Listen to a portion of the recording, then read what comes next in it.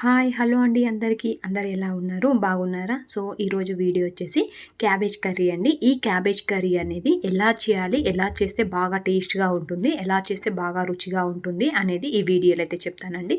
దానికంటే ముందు small requesting అండి, ఎవరైతే నా ఛానల్ని ఫస్ట్ టైం అయితే చూస్తున్నారో ప్లీజ్ సబ్స్క్రైబ్ అయితే చేసుకొని నన్ను అయితే ఎంకరేజ్ అయితే బాగా చేయండి. సో నా వీడియో దయచేసి ఎక్కడ కూడా స్కిప్ అయితే చేయకండి. సో ఇప్పుడైతే ప్రాసెస్లోకి అయితే వెళ్ళిపోదామండి. సో ఇక్కడ నేను వచ్చేసి ఒక క్యాబేజ్ గడ్డ అయితే తీసుకున్నాను. ఆ క్యాబేజ్ గడ్డను అనేది నీట్గా అయితే వాష్ చేసుకొని సన్న సన్న పీసెస్ వీడియోలో ఏ విధంగా అయితే చూపిస్తున్నానో ఆ విధంగా సన్న సన్న పీసెస్ అనేది కట్ చేసుకొని పెట్టుకున్నానండి.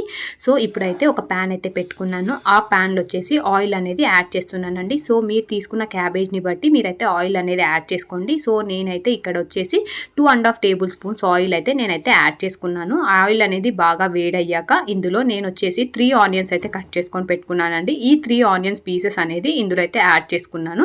యాడ్ చేసుకున్న తర్వాత కొద్దిగా లైట్గా కలర్ వచ్చాక ఇప్పుడు వచ్చేసి ఇంగ్రీడియంట్ పసుపు అయితే యాడ్ చేసుకుంటున్నాను. పసుపు వచ్చేసి 1 టేబుల్ స్పూన్ ఆఫ్ పసుపు అయితే ఇందులో అయితే నేనైతే యాడ్ చేసుకున్నానండి. నెక్స్ట్ ఇంగ్రీడియంట్ వచ్చేసి ధనియాల పౌడర్ అండి. నేను వచ్చేసి ఇక్కడ 1 టేబుల్ స్పూన్ ఆఫ్ ధనియాల పౌడర్ అయితే ఇందులో అయితే యాడ్ చేసుకున్నాను. యాడ్ చేసుకున్న తర్వాత ఒకసారి అయితే బాగా మిక్స్ చేసుకున్నాను.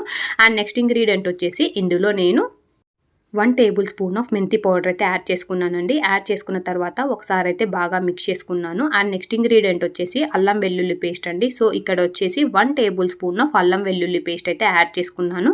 యాడ్ చేసుకొని ఇంకోసారి అయితే మిక్స్ చేసుకున్నాను. ఇలా బాగా మిక్స్ చేసుకున్న తర్వాత ఏవైతే మనమైతే క్యాబేజ్ పీసెస్ అయితే కట్ చేసుకొని పెట్టుకున్నామో ఆల్రెడీ ఆ క్యాబేజ్ పీసెస్ అనేది ఇందులో అయితే యాడ్ చేసుకోవాలి. యాడ్ చేసుకొని ఒకసారి అయితే బాగా మిక్స్ చేసుకోవాలి. మనం యాడ్ చేసిన మసాలాస్ అన్ని క్యాబేజ్కి అయితే బాగా పట్టుకోవాలండి. సో అందుకోసం కొద్దిగా క్యాబేజ్ అనేది యాడ్ చేసుకుంటూ ఒకసారి అయితే బాగా మిక్స్ చేసుకోవాలి. ఇలా బాగా మిక్స్ చేసుకున్న తర్వాత నెక్స్ట్ కొద్దిగా కరివేపాకు అయితే నీట్గా అయితే వాష్ చేసుకొని పెట్టుకున్నానండి. ఆ కరివేపాకు అనేది ఇందులో యాడ్ చేసుకొని ఒకసారి అయితే బాగా మిక్స్ చేసుకోవాలి. ఇలా బాగా మిక్స్ చేసుకున్న తర్వాత నెక్స్ట్ ఇంగ్రీడియంట్ వచ్చేసి టమోటా అండి. సో నేను ఇక్కడ వచ్చేసి 3 టమోటాస్ అయితే కట్ చేసుకొని పెట్టుకున్నాను. సన్న సన్న పీసెస్ అయితే చేసుకొని ఇప్పుడైతే ఇందులో అయితే యాడ్ చేసుకుంటున్నాను. ఇలా టమోటోస్ అనేది యాడ్ చేసిన తర్వాత నెక్స్ట్ ఇంగ్రీడియంట్ వచ్చేసి సాల్ట్ అండి. సో ఇక్కడ నేను వచ్చేసి 1 టేబుల్ స్పూన్ ఆఫ్ సాల్ట్ అనేది ఇందులో అయితే యాడ్ చేసుకుంటున్నాను. యాడ్ చేసుకున్న తర్వాత ఇప్పుడైతే ఒక 3 to 4 మినిట్స్ అనేది క్యాప్ అనేది క్లోజ్ చేస్తున్నానండి. సో ఇది అనేది సిమ్లోనే పెట్టుకోండి, ఫుల్గా అయితే పెట్టుకోకండి. సో ఇప్పుడైతే 3 మినిట్స్ తర్వాత క్యాప్ అనేది ఓపెన్ చేస్తున్నానండి. ఇలా ఓపెన్ చేసిన తర్వాత ఒకసారి అయితే బాగా మిక్స్ చేసుకుంటున్నాను. సో అడుగంటకూడదు అండి. సో అందుకోసమే క్యాప్ అనేది ఓపెన్ చేశాక ఒకసారి అయితే బాగా మిక్స్ చేసుకోవాలి. ఇలా బాగా మిక్స్ చేసుకున్న తర్వాత ఇప్పుడు వచ్చేసి 1 గ్లాస్ ఆఫ్ వాటర్ అనేది నేనైతే ఇందులో అయితే యాడ్ చేసుకుంటున్నానండి.